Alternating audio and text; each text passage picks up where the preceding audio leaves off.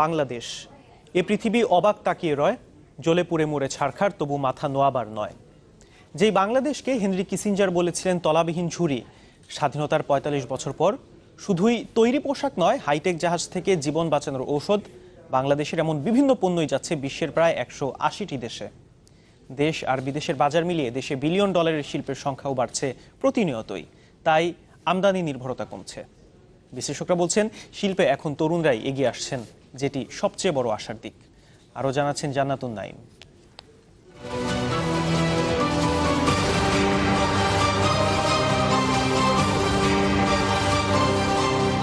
পথটা কঠিন, খুব কঠিন।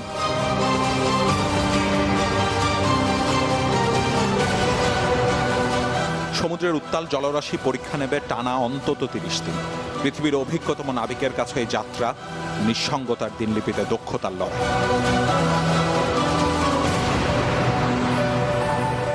এ পথেই টিকে থাকার পরীক্ষা দিয়েছে এমভি মাটালিকি, বাংলাদেশের তৈরি প্রথম জাহাজ যা পাড়ি দিয়েছে পৃথিবীর সবচেয়ে বড় প্রশান্ত মহাসাগর, নিরাপত্তার প্রশ্নে উত্তীর্ণ সর্বোচ্চ সোলাস মানদণ্ডে।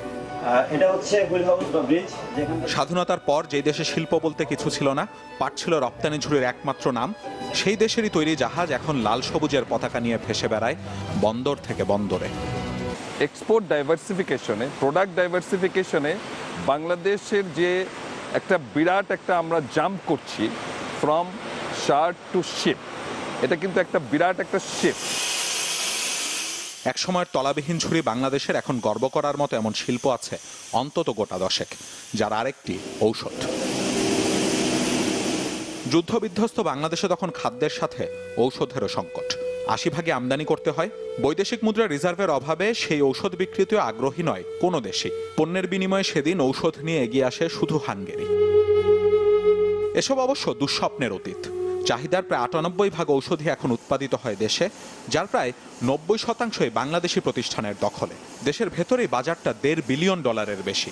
শুধু তাই নয়, জীবন বাঁচাতে বাংলাদেশের তৈরি ঔষধ কিনছে ইউরোপ, আমেরিকা সহ বিশ্বের ১০০টিরও বেশি দেশ। আশেপাশের ছোটখাটো জায়গায় এক্সপোর্ট করে তো আমরা সন্তুষ্ট থাকতে চাই না। নর্থের market is over $400 billion generic প্রোডাক্টসের মার্কেটটা। একটা small percentage of the market is আমাদের জন্য একটা বিরাট ব্যাপার। It's possible. প্রায় $৩০ বিলিয়ন তৈরি পোশাক থেকে হালের তথ্য প্রযুক্তি, হোম টেক্সটাইল থেকে ইস্পাত, কিংবা ইটালির কোনো বিখ্যাত ফ্যাশন হাউসে সাজিয়ে রাখা দেশের চামড়াজাত পণ্য থেকে ২০,০০০ কোটি টাকার দেশীয় সিমেন্ট খাত, বাংলাদেশি শিল্পের উৎকর্ষতা এখন বিশ্ব মানচিত্রে। আমি আরেকটু আশাবাদী এই কারণে যে শিল্প খাতে বিশেষ করে আমাদের নতুন নতুন অপেক্ষাকৃত তরুণ উদ্যোক্তা অনেক যারা আসছে এবং যারা হাইলি প্রফেশনাল, তারা বিশ্বে কোথায় কি হচ্ছে সে সম্পর্কে খবর রাখে। ৫৬,০০০ বর্গমাইলের ছোট্ট এই দেশটি এখন অনেক বড় হয়ে গেছে, অর্থনীতির এগিয়ে চলায়। সুকান্তের যে বাংলা মাথা নোয়াতে শেখেনি, হেরে যাওয়ার আগে হারতে শেখেনি। যে জনপদের দুর্বার জনশক্তি প্রতিনিয়ত স্বপ্ন ভাঙার বেদনায় নীল হয়ে পর মুহূর্তেই আবার স্বপ্ন দেখতে পারে নতুন রঙে, নতুন সুরে। অদম্য বাংলার বাঁশির যে সুর এখন শোনা যায় গোটা বিশ্বেই। জান্নাতুন নাইম, চ্যানেল 24, ঢাকা।